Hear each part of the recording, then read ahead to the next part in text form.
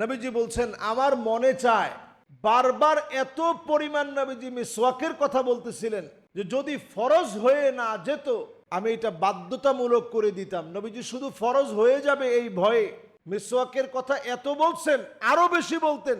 যদি বলতেন আল্লাহ তাআলা এটা আবশ্যক বানায় দিতেন, এজন্য নবীজি বলেন নাই। তার মানে কি পরিমাণ গুরুত্ব নবীজি মিসওয়াককে নিয়ে দিয়েছেন।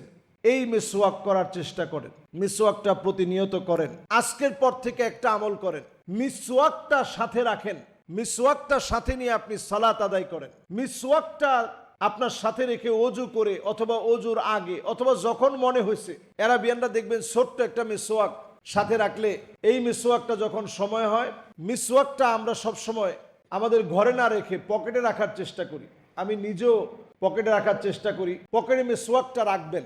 মিসওয়াকটা যখন আপনার সঙ্গে থাকবে, অজুর সময়, অজুর পরে অথবা নামাজে দাঁড়াতে নিয়েছেন, এর আগে আপনার মনে হয়েছে, আপনি যদি একবারও একটু মিসওয়াকটা আপনি যদি ব্যবহার করার চেষ্টা করেন, সওয়াব বেশি না কম? বেশি।